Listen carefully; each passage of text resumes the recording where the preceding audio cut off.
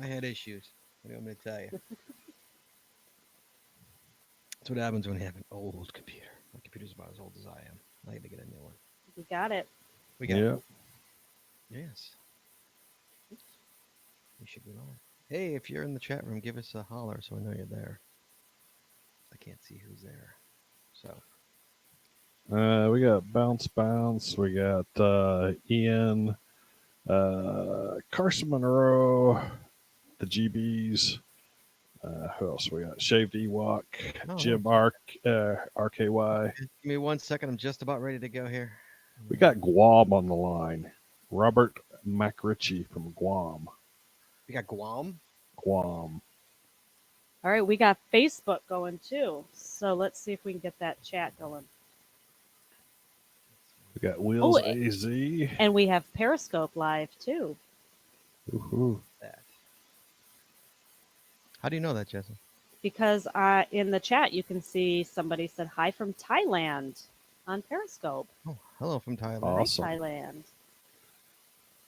Oh, yeah. Hi from So we're streaming to Periscope on this now? We're screaming that we are streaming, guys. This, well, I'm gonna start a show here. We gotta get started. It's so late here. All right, I'm pushing the button here. Oh shit! Why am I? Sorry for swearing, guys. I got my documents here. Okay. Today's show. All right, guys. Hey, if you've mentored a cashier or have comments about mentoring cashiers, give us a call 808-468-7924 here. 808 got swag. Give us a call. Want to hear from you. It's always more fun when we get the phone calls. All right, recording the show. Ready? Jesse, you ready? Chad, you ready? Yep, we're ready. I'm ready. In your chat room, Scott, can you see comments from all three? I see. Well, I haven't seen YouTube yet, but I see. Okay. See. When I'm in the chat room through Restream, it's showing that it's stopped. It stopped. Yeah, YouTube, it shows stopped. There was a call, Jesse, by the way. Okay. But it clearly is not stopped because the chat room is obviously working. Okay. Through YouTube. All right, here we go. Let's start the show. Ready? 3, 2, 1. You want to know how to find it. Seek it out when they hide it. You know it's in the bag when it's an easy grab. But come on, take a chance now. So go, geocache. And if you need help, we're right there in the flash. If you got a question, just call in and ask. Uncover the stash on the Geocaching Podcast. The Geocaching Podcast. Welcome, everyone. It is Wednesday. It is 8:30, which means that it is once again time for the Geocaching Podcast. My name is Scott Burks. We have Shorty Knits manning the phones, and please welcome to my virtual left my co-host, Jazz 427. Howdy, y'all. It's time for some mentorship. That's right, because tonight's episode is 578, recorded live on August 28th, 2019, and is mentoring new geocachers. Phone lines are open, guys. Give us a call, 808-468-7924. That is 808-GOT-SWAG. Tonight's show. Oh, Chad. I'm skipping. You're skipping Patreon. We got to talk about Patreon for 2 seconds here. Guys, it takes a lot of money to make this show work. I just put in more money we're paying per month to get the show streaming live across the board. We're going to talk about that in a second. But in the meantime, hey, anything you guys can shoot to us really would help. We have over 60 subscribers. And if you can, tier starting as low as $3. So give anything you can. We'd really appreciate it. Did I say 60? $3. Tier starting low as $3. Patreon.com.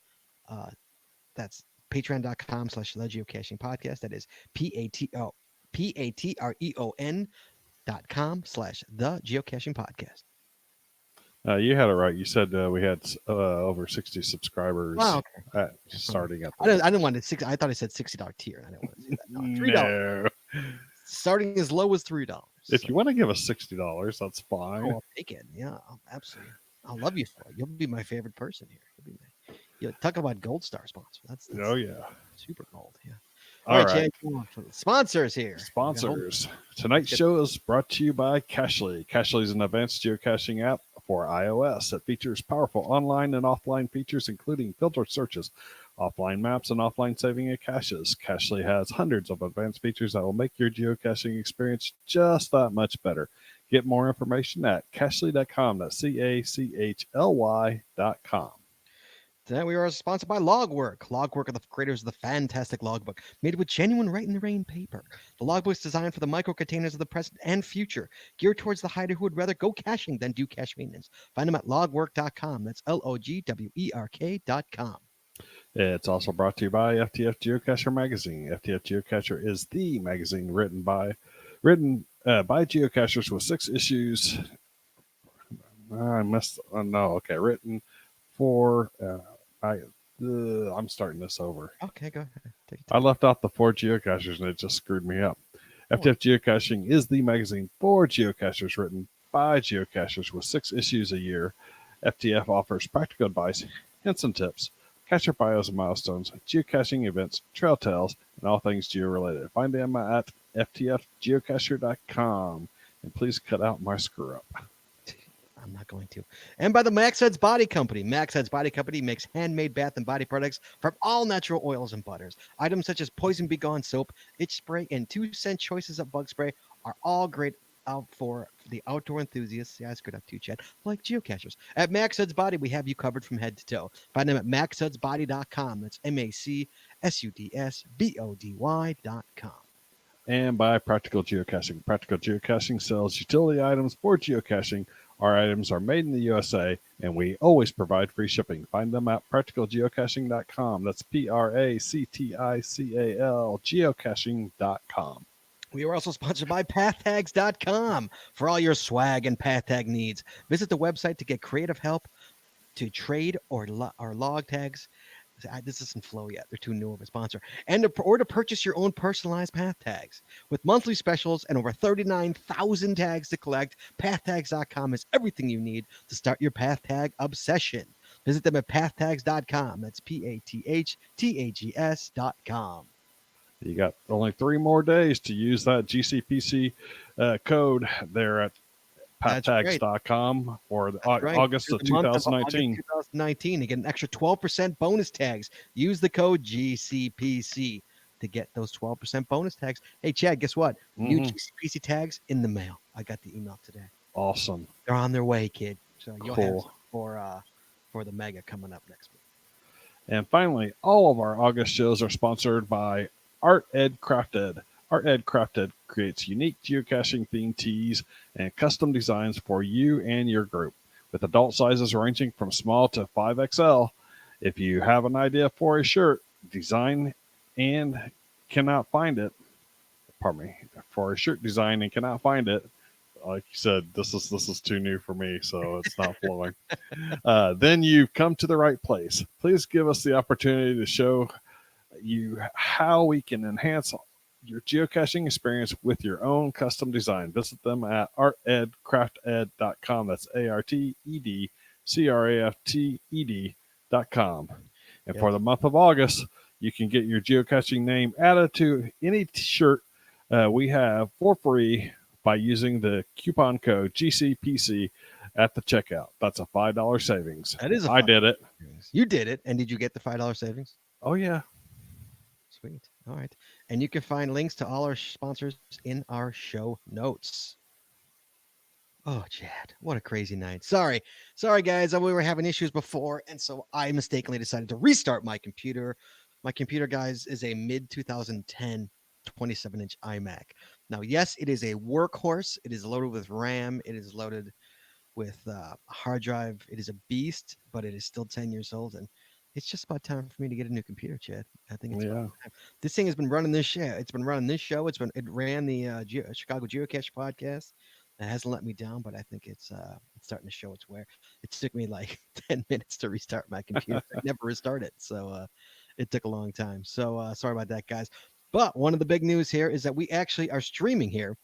We're streaming on our website. We're streaming on YouTube. We're streaming on Facebook, and we're streaming on Twitter. All across the board, we're streaming. So now there's no excuse. Hashtag what's your excuse now not to watch the show live? We are all over the place here. So on Facebook, on Twitter, on YouTube, and on our website, you can watch us, guys. It's fun. I'm seeing people from Twitter, it's people from Facebook in the in my chat that I see. So it's kind of nice. Jesse, is your chat working? The chat that you have? Yeah, I actually have two chats open. I have the YouTube in one, and then I have the combined Facebook and Periscope in the other. They don't seem to all three be coming up into the same chat for some reason. Oh, really? Interesting. Okay. I've just got the GCPC chat room up, so Yeah, we'll have to work that out. We'll figure it out. We'll figure it out. I'll figure it out. So there you go, guys. So now we're streaming. Trust me, we'll figure it out. It's the first time doing it, trying it live. We tested it last night, trying it live today. Seems to be working okay. Seems that we're streaming everywhere. Everybody seems like we're on Facebook, we're on Twitter, and I'm assuming we're on YouTube. So moving along. Chad, we got some email tonight, buddy. Before we get Oh to yeah, I email. saw that. Yeah, you believe that? I got mail. Yeah. We don't get email much, I so it's got nice. mail. Yay. So, dear Scott, Chad, and Jesse, the good news, I took the plunge and scheduled my first event cache, GC8C33E. The bad news is I have one probable and one plan to attend. I think it's a good, convenient location for an event. I appreciate any advice or promotion you can provide. Thanks for the consideration. GC Cache or G Cache Method. This guy's actually from not far from me. He's in Evanston, Illinois, which Right. is just outside Chicago. Evanston is. It's where Northwestern University actually is. Is in So there's been a little update since he sent yeah, that in. He sent I that. was at the just beginning looking that up. Yeah, Mhm. go ahead. So now there's 5 will attends. Well, one of them is a probable. So Right. Will's 00 is a probable. Oh, But he was a old friend of the show. Sure. Yep. But got some people that looks like will be showing up. And one of the things to note is that in certain areas, a lot of people don't log will attends. So Yeah, so especially- typically you get a lot more people than what you get will attends. Well, it's also I think it's a Thursday night if I remember correctly too. Yeah, tomorrow night. Which is not the I mean you can do it obviously, but and it's in Evanston. My only problem I love Evanston. I lived there for a brief time in the early '90s, and my only problem with Evanston is that it's very hard to get to. It's not a suburb that you can just drive to. It's a trek to get to Evanston because it's like in this island upon itself. You have to like drive to get there. So you got to hit a bunch of distance on surface roads as opposed So he to. would be better off moving it more. I mean, obviously it's too late now, but for future reference, you probably get more attendees if you moved it further west, because Evans is like right on the lake. Okay, Right. so it's like it's just not easy to It's get not centrally located. to. No, at it's all. not. It's beautiful. It's a beautiful little town. Absolutely. But yeah, so that would be my advice: is move further west if you want to do an event. You want a ton of people to attend. That's my advice to you if you're looking for advice. But good luck with it. We can't make it. I got a ton of things going on tomorrow night, and it's in Evanston, which is like an hour away from me. So you know why it's an hour away from me, Chad? Because there's no quick way to get there. That's why it's Because no quick way. It's Miles wise, it's not that far. miles wise. It's not that far, but All there's right. no quick way. Yeah. Yeah, once you start hitting surface roads and in high density areas, you're screwed. Right. The event is 16 miles from our house. 16 miles, and that's not far, right, Chad? You say, oh, that's Right. not far. But when you cannot take any kind of expressway and you have to actually drive, normal roads, that's kind of far, right? Right. So, yeah. So, all right, Chad, tonight's show, let's move on to it. Mentoring new geocachers, Chad. Mm-hmm. Now, I had somebody mentoring me when I was first starting out. I have mentored Cody Dog. I have mentored Jesse. Both of them are relatively new when they first started out. Chad, have you mentored or been mentored by anyone? I mentored a number of new cachers when they first started out. Some electronically, some in person. I got a little bit of electronic mentorship with regards to puzzle caches when I first started out. Mhm. But other than that, it's like, started going to events and hanging out with people. I guess there's kind of a little bit of mentorship when I was caching with them and learning some of the stuff. But Mhm. but Yeah, well, yeah.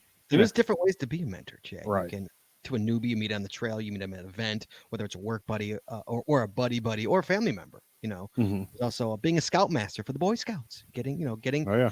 Scouts got to get a badge, so you can get them their badge, kind of a thing. So Oh yeah, I was the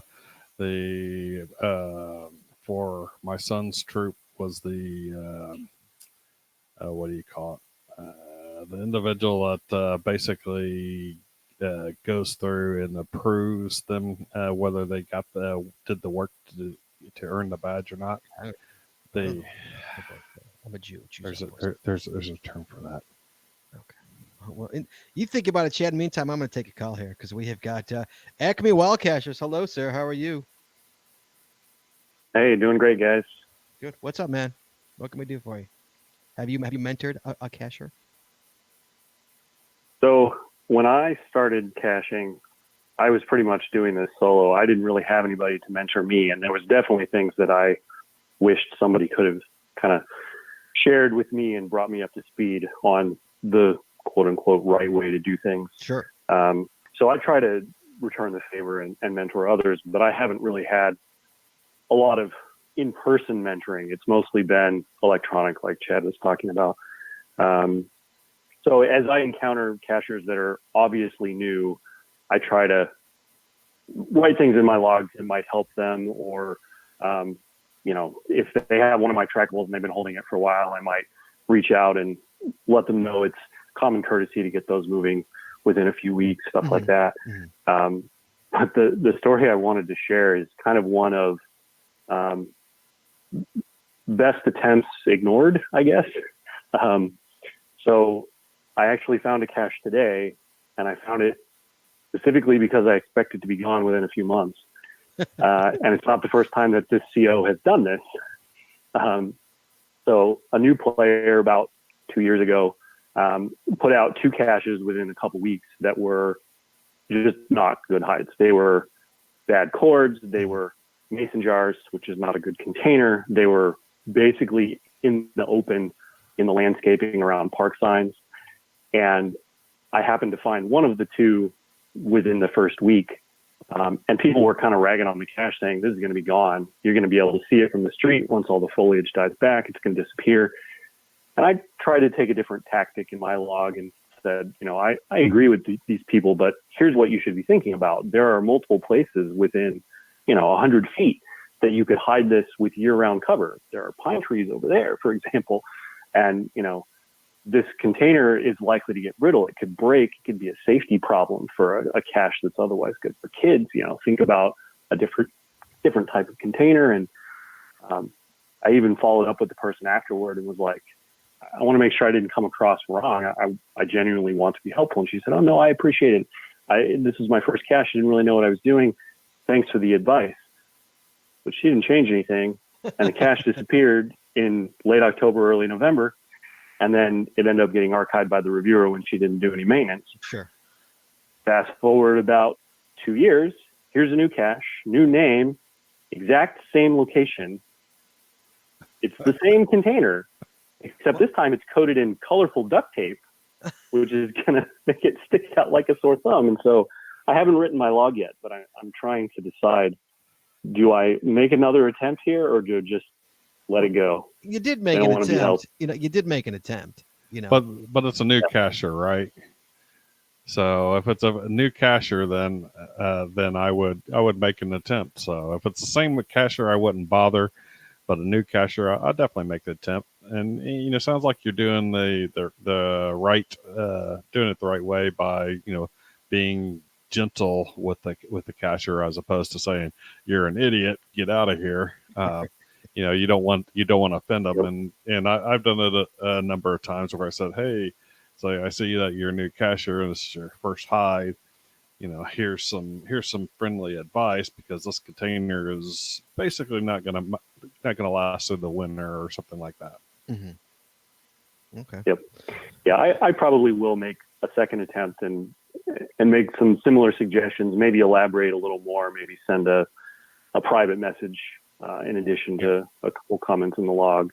I have had the opposite experience as well, where I've reached out and told somebody, hey, this is really the way most people expect the game to be played. And that's been appreciated. I know there was he's not super new at this point. He's been caching in this area for at least a year. And he's racking up the fines, but he would send his logs immediately with like a letter. And then he'd go back and edit them later, not realizing that a lot of COs would never see that update. They only get the initial email notification. And so I said, hey, the way you're doing this, if you use the drafts feature on the website, you can, send something right away, finish it off before you actually post it, and then the CO or anybody watching the cache is going to see your full log. And he said, "Oh, I had no idea. Thank you. I appreciate it." So Right, sure. I've had the opposite experience too. Right. All right. Well, there you go. Hey, man. Well, you know what? Thank you for actually doing that. A lot of people wouldn't do that. So, so the game appreciates and thanks you for actually taking the time to do that. Most people just be like, meh, whatever. I got it. Once your name's on it, you no longer care, kind of a deal, So thank you for that, sir. We appreciate it. And thanks for calling in, Acme. Good to see you a couple weeks ago, by the way. Yeah. I love West Bend. It's only my second time, but it's going to be an annual thing for us now, I think. Yeah, it's a lot of fun. Your kids were good. Your kids were cute and good, and actually 2 daughters he's got, and they actually were. We were going down a path, and I was starting and he was ending, and let me tell you that was not fun, dude. that path. They actually did great on that. I can't believe we did that with 2 little girls. Is pretty impressive, man, because that was kind of brutal. Yeah. Yep, they're 6 and 4, and I'm sometimes surprised how much they put up with in terms of geocaching, and they faded later in the day, and I ended up going out in the afternoon without them. But they did great in the morning, and that stretch where we first saw you, they were great that whole time. Yeah, so it was good to see you. Thanks for calling in. That's a great story, buddy. Keep doing that. You're a good people, man. So, yeah, I will. Thanks for calling. Keep up the good work on the show. All right, man. Thank you. Talk to you soon. Thanks, guys. All right. So, Chad, you're not going to believe this. Mm-hmm. But I have got on the line right now, Chad. I have got actually the person who mentored me. Let's see if he's there. Ivan, are you there, sir? Hello, sir. Good evening, my friends. How are you? Hello. This is I See It. EYESEEIT. This is the guy who mentored me. He taught me how to geocache. This is the guy. Sorry. So Ivan, let me tell the story. So I started in July of 2010. I did not meet another soul caching until around probably like mid-October, which was Ivan. And Ivan lived right by me at the time. And Ivan really taught me how to geocache, because I was still brand new. And Ivan, one of my fondest memories is me and Ivan. One of the first things we did together was we went out every Thursday morning at like 6 a.m. for like 3 hours. We went out to a preserve and we filled it. Do you remember that, Ivan? We filled the preserve caches. Absolutely. Yes. So good stuff. Good stuff. This harkens back to a time when, if your listening community can believe it, I actually had more geocache finds than Scott Burks. That is, and that is a time, by the way, that has been far eclipsed. And there was a geocache. I don't even know if it's still active out there that I had, and it was called "Scott Burks Has More Geocache Finds Than Me." When he finally surpassed me and has continued to pile up impressive numbers relative to mine. Well, I'm at about 17.5 right now. What are you at, Ivan? I'm in the high 4,000s. Oh, look at you! And the funny thing about it is, back in those Thursday days, and back when we were portaging canoes around areas we weren't supposed to be canoeing, yes. and you remember two Jews in a canoe was kind of the name of our endeavor. But back then I had a full-time employer, and when I was full-time employed, I had lots and lots of time for geocaching. Now that I own my own business, I actually have to work. So I haven't been able to accumulate finds at nearly a prodigious rate. And one thing people might not realize is that Ivan is one of the sole founders of Geocaching Day. Ivan was That's right. The first Geocaching Day, 2009, was me and Ivan. So he is, and he occasionally he comes out with us on occasion. It's been a couple of years, but you've gone out with us since then. But yeah, Ivan is one of the. Yeah, I've been out of town. Right. I've been out of town a little bit, but yeah, and still, that was an epic day. Yes. Because I finished the day to go participate in a family event, and Scott continued on to post what I think at the time, if I'm not mistaken, was his single biggest number of finds in a day ever to that date at that point. To that date, yes, it was 100. I did 100 in a day, and that was not a power trail. That was Yep. 100 caches in a day. No, that was The hard not one. power trailing. Yeah, the that was hard one. pure. And not only was that legitimate caching, but I believe, if I'm not mistaken, Scott actually got out of the car at every cache location, which made it even that much more significant. Yes, I did. And my cache number 100 was an FTF in the middle of the Bussy Woods at 10 o'clock at night. That was my cache. 10 o'clock at night on Christmas. Absolutely. On Christmas Well, Eve. you know, Yeah. on the subject of mentoring, two things I want to point out, because I think it's a great topic. I think it's so important with people entering the game and with the game having evolved.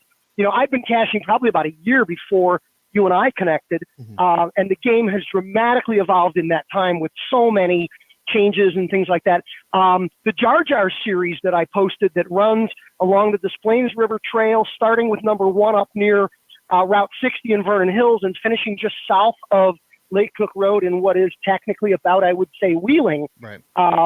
If you look through that series, and even if you don't hunt them, if you read the names and descriptions, I think it's about 18 caches, and it was intended to represent sort of the values, if you will, or the spirit of what was important to geocaching. So there's everything in there from you know, bringing extra batteries to marking your car to trying not to leave a Soga trail. It was really intended to be a great primer for new cachers that may not have the benefit of a mentor, a caching buddy, somebody they can actually hit the trail with, but to do that learning. So, you know, that series is still alive and up and running. Maybe one or two of them need a little maintenance check on my part, but was intended to really be a form of mentoring in that way. And I you know, I didn't even think of that. I totally forgot about. I hunted the Jar Jars 10 years ago, so I haven't thought about them in 10 years. Yeah, But absolutely. you're absolutely right. Yes, that. And I hit him. I hit him at that point. The other thing, if you want to go down the road and you want to talk about mentoring, in the spirit of mentoring, do we even want to put a finger on and touch on the legendary Micro Manifesto? Do we want to go there? I can't explain this to my viewers. I don't have time to explain this to my guys. 12 years Do ago, we even want to? 12 years ago, Ivan wrote a manifesto about micros and how they are destroying the game, and it just became in the Chicagoland area anywhere. It blew up completely. It absolutely blew up, and Ivan is the master of that. But and you know, you want to hear a funny story about it, Scott? What? A couple of years ago, my younger son, who's now 21 years old, who'd been out on the trail with me occasionally, you know, he was very young back when the manifesto went out and knew nothing of it. I actually went online and found it and gave it to him to read. I said, you just got to read through this. And, you know, first of all, in retrospect, it's hysterical. I think it's hysterically funny. And for someone who's had superficial exposure to geocaching, you know, there's a big lesson there. And I think to this day, I stand behind what I think are some very, very valid points for sort of the spirit of the game and things like that. Right. But he got a kick out of it when he read it, you know, well over a decade after it was originally published. Right. It was basically, guys, I read it, 10 years ago. I mean, you wrote this before I even started, but I managed to get a hold of one. And it's basically, it's a dirtbag geocache review. I don't know if you know what the dirtbag geocaching is, Ivan. I don't know. But it's more or less like micros are bad, and, you know, the spirit of the game is to get into the woods and hike and you know, find regulars and smalls, not micros, you know, and nano. Right. In a nutshell, basically. But it was pretty good. It wasn't bad. It was good.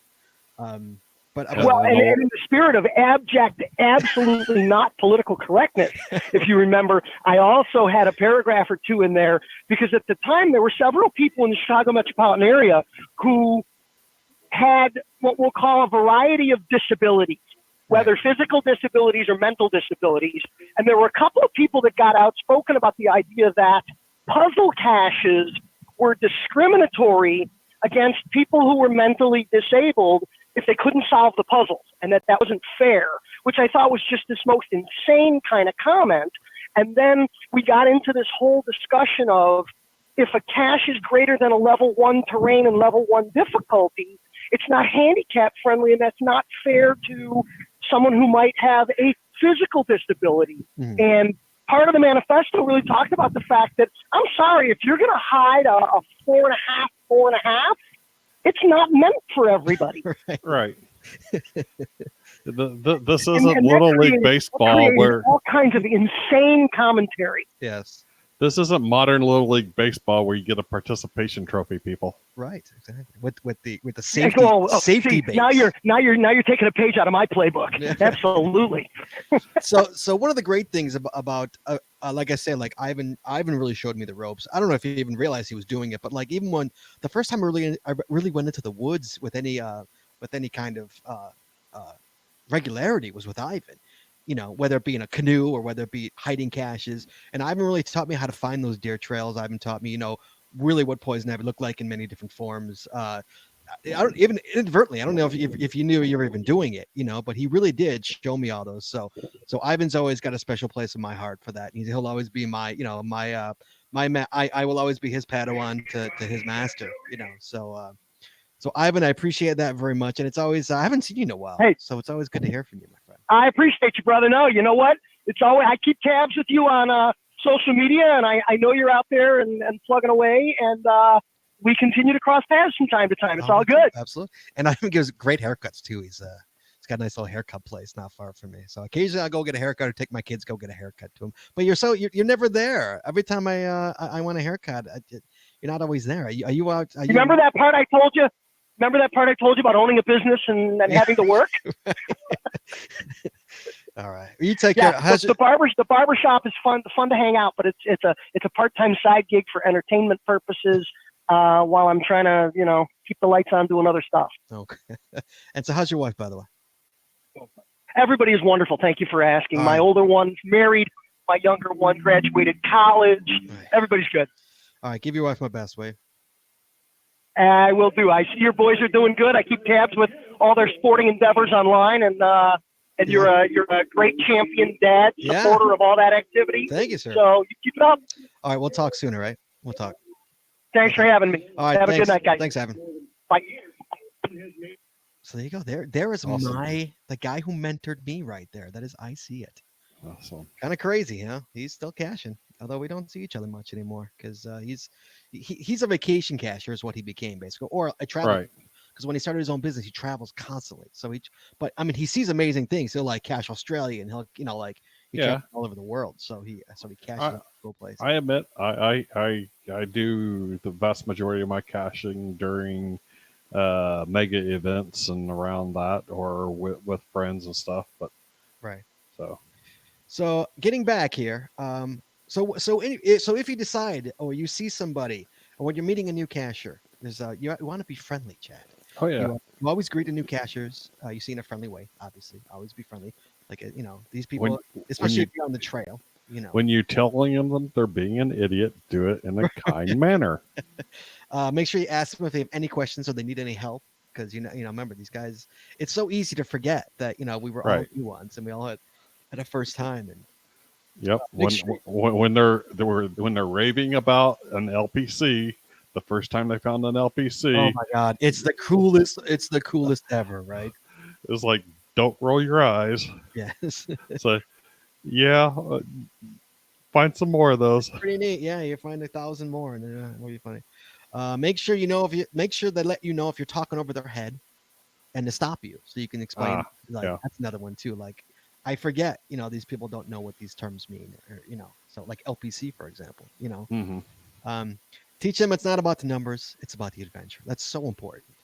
Is that this game is about this game is about the journey, getting to the destination, not the destination. To me, at least in my opinion. Well, sometimes it's about the destination itself. So, it's when geocaches take you to some place that's interesting. So, stop and smell the flowers, take a look at the scenery, see what else it's about, because sometimes these geocaches, take you to places that are just awesome. Right, absolutely. And don't be in such a hurry to place one. All these new guys are in such a hurry to place a cache. I would say find 50 to 100 first. Those first 100 caches are always the hardest. Find close to that. See the different kind of hides. And see which ones that you think are good and which ones that by the time you get to 50 or 100 caches, you kind of you probably have seen some caches that are in pretty mangled shape. So you figure out what type of containers are just not good for putting out. Right. Now, Jesse, I would you consider that I mentored you, or were you a pretty well-known cacher before I met you? So I had cached like year and a half or so before I met Scott. Mm-hmm. And I had like 50 finds. And I 50. literally doubled those numbers in like a week One trip. with Scott.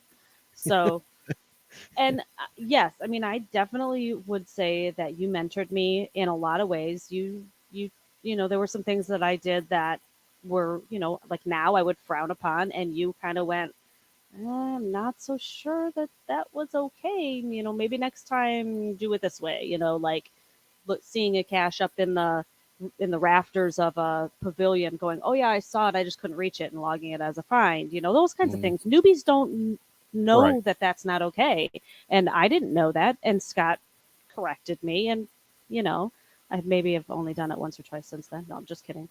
And Putting cache containers back where you found them. right. you know, Right, things like that.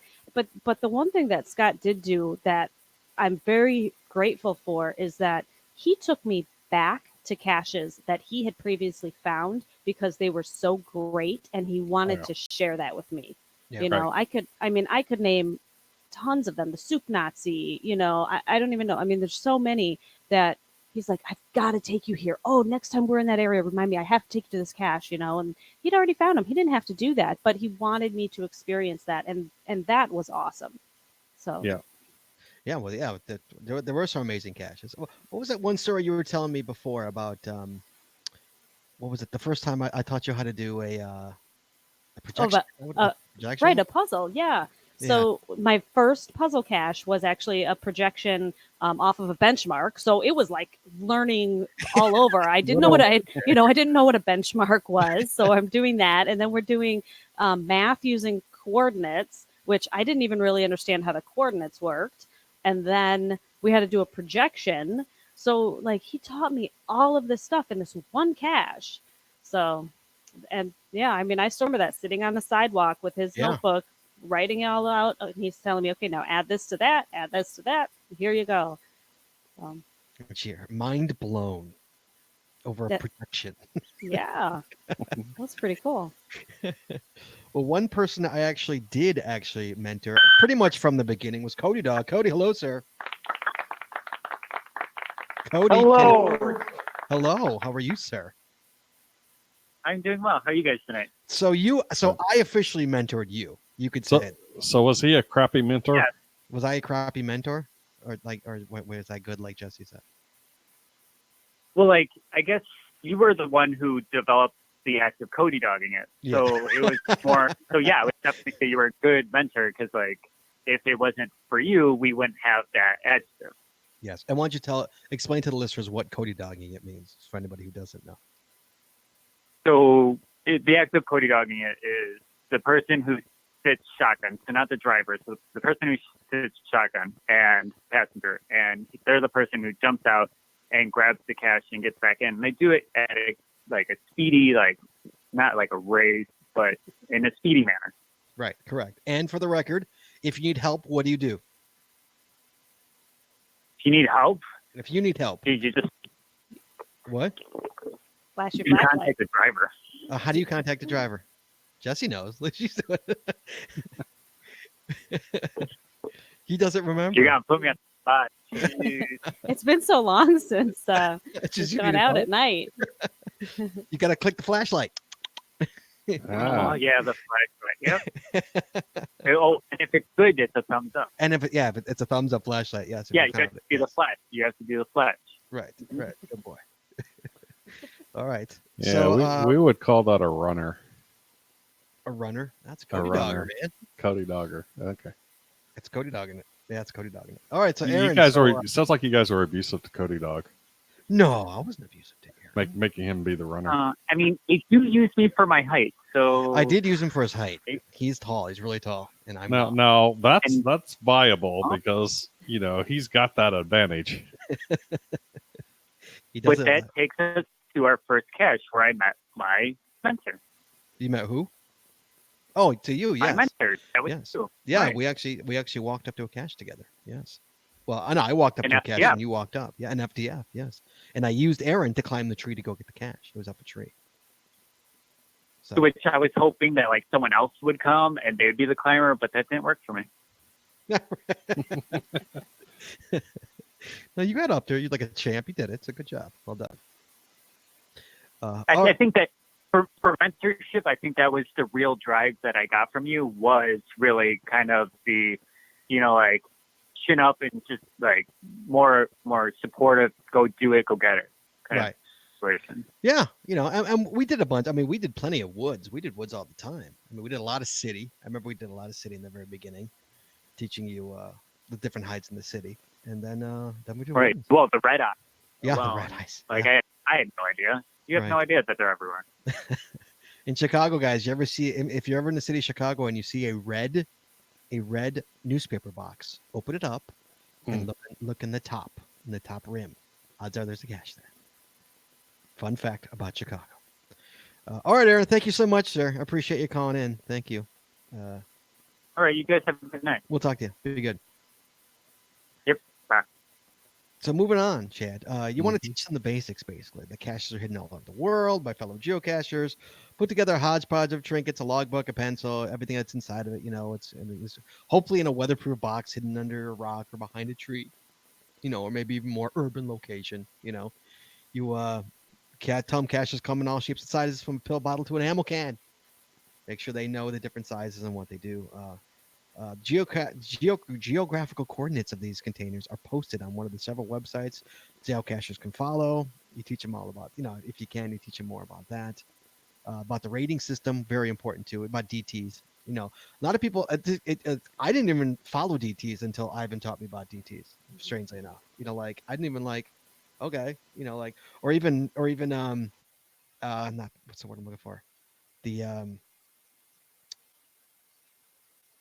I can't think of it. The things outside. Oh my god, I'm blanking on the The name. hints, Not the hints. No, the description. no, the icons on the side of the page. Oh, Attributes. The attributes. Thank you. Yeah. I'm thinking atrophy, and that's not the word I'm looking for.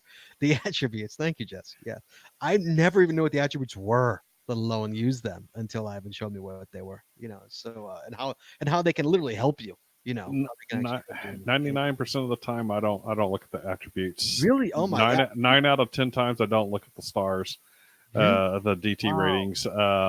It's usually if I'm sitting there and I can't find the cache, then I'll look at I'll start by looking at the container size or container to get an idea of what type of hide it could be, and then possibly the DT rating to see if it might be suggesting it's up a tree or Right. down a ravine that's nearby, as opposed to being spot on where the coordinates are, that type of thing. But for the most part, I'm just walking along and doing them, and I'm usually it's don't good pay enough attention. to find them. I take such pride in my caches and the attributes on my caches, because I really work hard on those attributes to try to help people. Now when I'm placing a cache, I do I try to make it representative for the DT rating, and I try to, for most of the part, I put in the correct attributes. Mhm. I don't intentionally put in false attributes, Right. but I'd say if you looked at the majority of mine right now, the majority of them do have attributes, 4 or 5 attributes associated with them. So So make sure you log a DNF. I know people don't like logging DNFs, but guys, log your DNFs. It's very important. So make sure to log your DNFs. And don't just write TFTC on your online log. and no dot. It's like I just want to smack people when they put dot, especially on a cache that's got greater than 50% favorite points, and someone puts a dot on there. It's like, Right. Yeah, I wanted to so badly to delete your log. And make sure they understand how those work, how the actual coordinates work, what the coordinates are, how they work, how to work them, that kind of stuff. That's it's very important Right. Actually, So, to learn how that works. and when I've had people say the cache isn't there and stuff, that are newbie cachers are like, I will go in and kindly say, this is a very high DT cache here. It's not. It's going to be difficult for you to find when you're first starting out. Maybe get experience with a 50, 100 plus caches before you come back and take a look at this one. Really, I don't mean to be insulting, but you got to build up that geosense. Geosense. Anybody who says geosense does not exist is totally false. It absolutely exists. Tell you cache for like a couple months, almost every day, and then stop caching for a few weeks and go back caching again. You will immediately know your geosense. I can always tell when my geosense is off. And sometimes when I'm having a really good geosense day, when Jesse and I and Amy and Aaron will go out and I'll spot 90% of the caches, or Jesse will spot 90%. Like it's just you're just rocking. Your geosense is just on fire. Well, I'll have days like that, and then other days it's like, oh, I couldn't find one if it hit me in the head. Oh, yeah, like if it literally hit me in the head. Yeah, totally. Yeah, I totally get it. Yeah, so make sure you explain to them how the coordinates work. That's so important because that's a big part of the game, and even figuring stuff out. Jesse, you look like you're going to say something. Well, yeah, not only how the coordinates work, but know that they're only as accurate as the person who created them. True. Right. And you're never going to get down to 0.0. So when you get within 15 feet or so, put your GPS down and use your eyes and your geosense and just look. Exactly. Interesting. Barbara Lawson from Facebook actually says, I also think geosense can decline with multiple DNFs in a row, losing confidence. That's true. I never thought about that. Yeah, I think that you might actually be right on that. That's a good I agree. Yeah, that could definitely change how you're feeling. Yeah, my mood, once I get a couple DNFs under the belt, my mood starts to go downhill. You get aggravated. It's exactly. Like you really want to keep doing what we're doing here, especially when you're in, you're hiking a woods area and you're going down a path and, it's just DNF after DNF. I totally get it. Yeah. Absolutely. And you don't know if the cache has been muggled, possibly the trail's been muggled or you're just having an off day. Right. Absolutely. Hey, Chad, we got another caller here. We have from Pennsylvania, we got Ed 302. Ed, you there, sir? Yes, I am here. Hello. How are you doing, sir? How are you doing? I'm doing good. How are you guys? So it says in my notes that you're a merit badge counselor. Is that correct? I am. I am involved with Scouts BSA, the Boy Scouts, and I teach one of the merit badges I'm a counselor for is geocaching, and I've done it at the Merit Badge College. Nice. Well, and this is absolutely a complete another way of mentoring that I didn't even think of until you shot me something on Facebook earlier today saying, hey, what about this? And I'm like, oh my God, you're absolutely correct. Yes. And that was the term I was trying to think of earlier was merit badge counselor. Yeah. So yeah, I was the geocaching merit badge counselor for my son's troop. Oh, were you? Oh, look at you. Okay. So why don't you tell us a little bit about it, Ed? All right. For Boy Scouts, it is about geocaching, but it also gets into a lot of other things about being outdoors. So I'll start the class and it takes 3-4 hours to get through the class.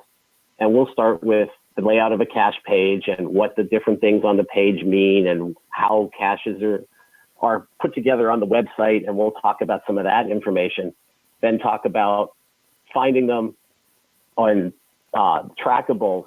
But then we get into things in addition to normal caching, such as map and compass work, how to properly orient a map, how to work with a compass and magnetic declination. And then there's also a section about safety where you talk about the hazards, you go over basic first aid, a lot of things like that. So it really ties it into general outdoors, not just geocaching. And the place where I do the classes, there is one very nice geocache on that property, so they can find a real one. And then I will salt the area with other made-up geocaches and let them be able to experience everything from tiny things all the way up to ammo can.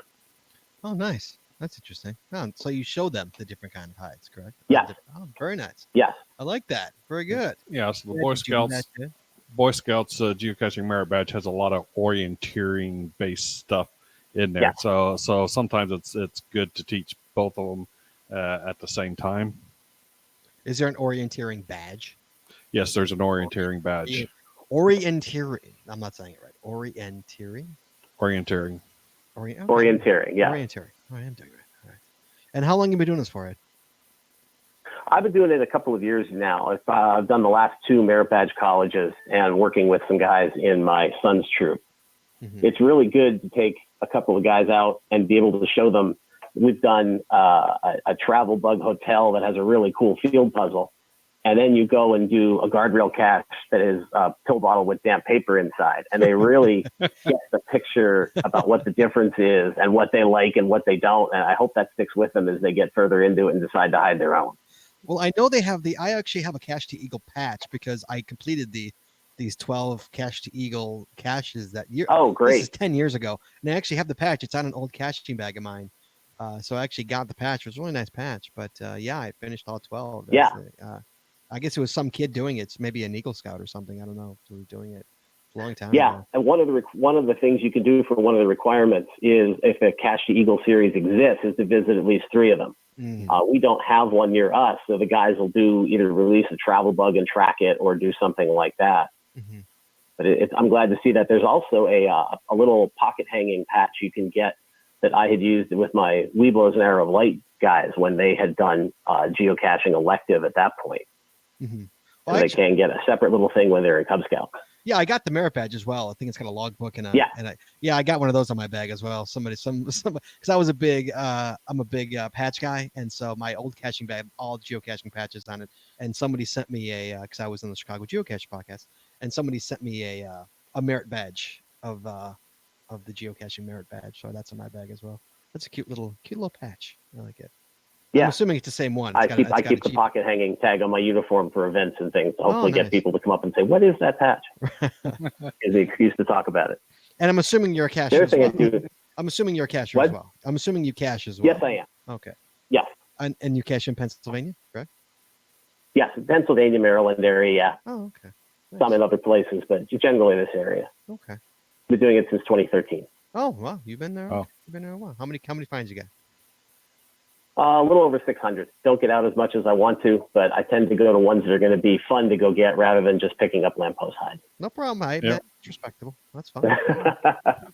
That's fine. There's a lot of little geocaching videos that the official group puts out that are neat little humorous 2 or 3 minute long ones, and I intersperse those with my lessons, and the guys seem to like it. I think they're just tuned to watching screens. But we'll do some in the classroom and throw a few of those at them, and then we'll go out to the field. So it's a mixed way of doing it.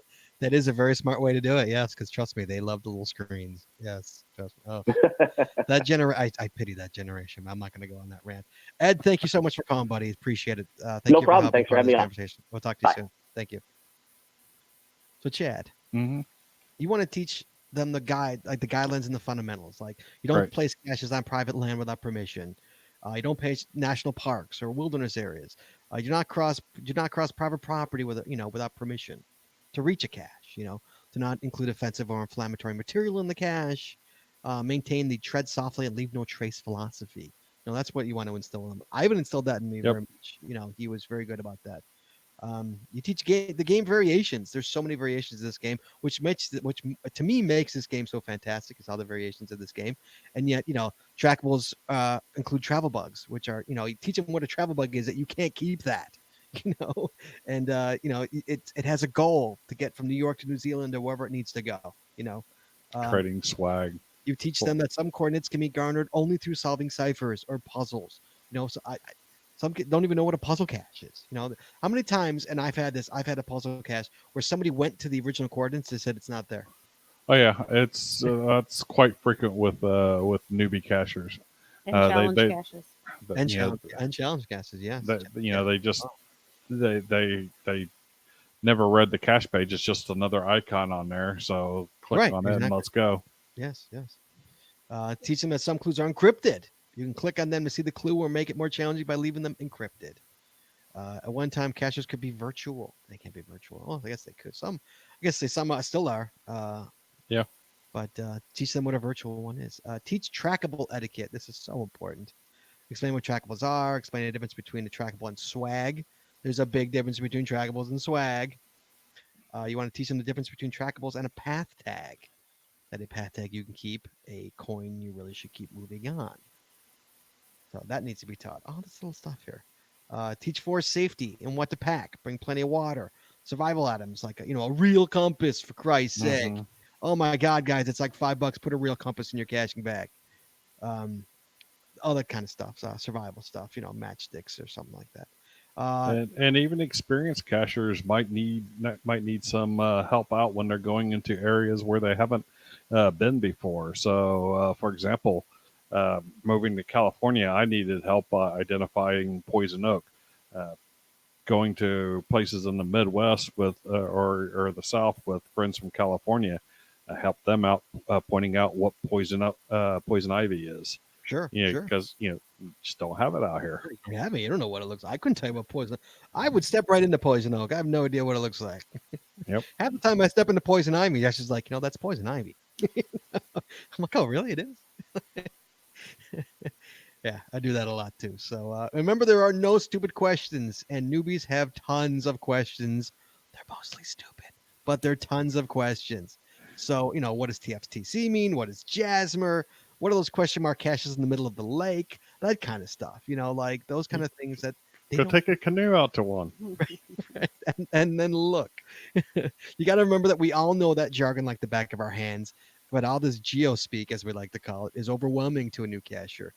Be a Jedi to Padawans and teach them the ways of geocaching, like I've done to Jesse and Cody, like Ivan did to me. That way our community grows positively and is by educating those who actually want to learn, and the people who are taking interest in this game and are in it, for you want them to get in it for the long haul, not just to play it for a month and then quit. That's the most frustrating thing is when I see that is when people just stop playing or that Right. It's like, how do you not just play just to play? Like they even on vacation, so. But that is anything else, Chad, you can add to this?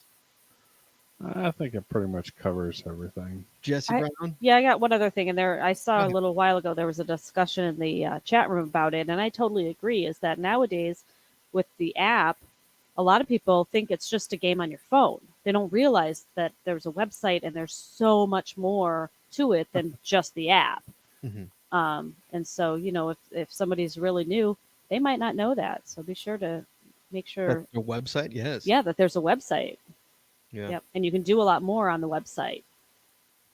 Yeah. And the newbies, I would say, go to events. If you see somebody, Mhm. talk to them, because it's such a. I mean, I remember the first couple of months when I hadn't met anybody caching, and I didn't know that other people. I mean, obviously other people did it. People were hiding stuff, but I didn't know anybody else that did it. Yeah. And when finally met Ivan, I was blown away. It's like other people do this.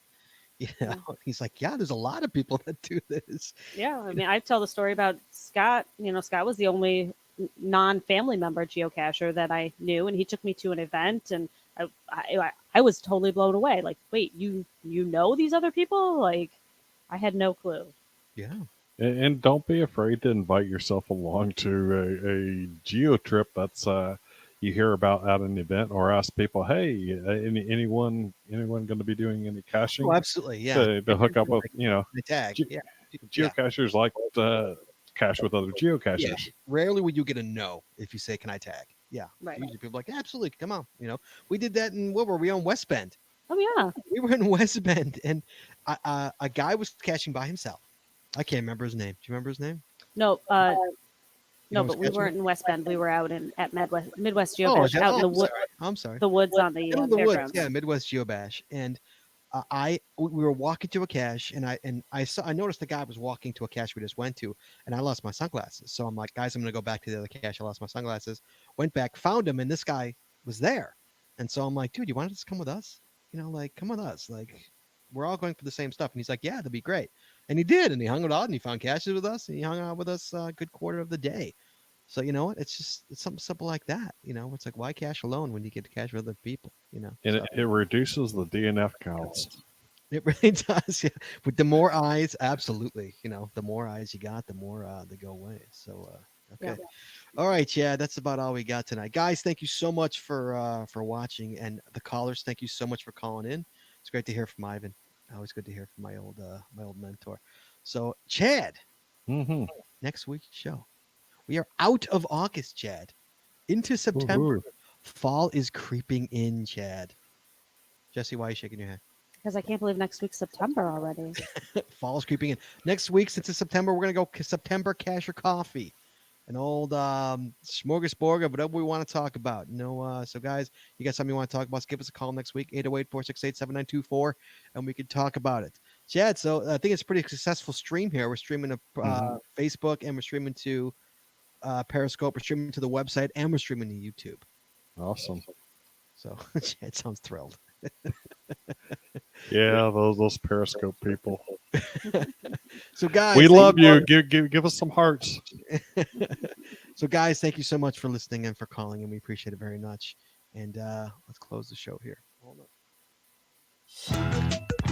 Please join us again next week, every Wednesday. See, I changed the closing, and now I'm all messed up. Please join us again every Wednesday night at 9:30 Eastern, 8:30 Central, as we stream live on Facebook, Twitter, YouTube, and on our website, geocachingpodcast.com. The archive video versions of our podcast are available on our website or on our YouTube channel, and the audio versions are available on most of your favorite podcatchers. If you like the show, please head on over to Apple iTunes and rate, review, and subscribe. We'd really appreciate it and really hope to show when you do. If you prefer to watch the show, make sure you subscribe to the show on your favorite viewing platform, and make sure you subscribe to get notified to know when we go live. This is already wrong. I got to fix this for next week. If you haven't already, please consider becoming a patron of our show. With tiers starting as low as $3, we'll get you a ton of additional information, extra videos, extra audio, only available to our patron members. I promise, guys. Last time I checked, there was over 25 different things. Please head on over to patreon.com today and subscribe. That's patreon.com/The Geocaching Podcast. Thanks once again to our sponsors, Cachly, Logwork, FTF Geocacher Magazine, the Max Odds Body Company, Practical Geocaching, PathTags.com, and Art Ed Craft Ed. Please visit our sponsors, and when you make a purchase, you tell them the GCPC sent you. That's all we got this week, so we'll see you next week, talking geocaching, taking your phone calls. In the meantime, be good, be safe, hug your loved ones, and we'll talk to you guys next week.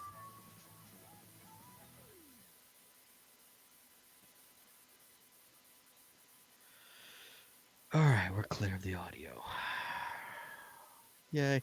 So, everybody, thanks for watching. People are still on. So, I'm only getting Facebook's and Periscope's The comments.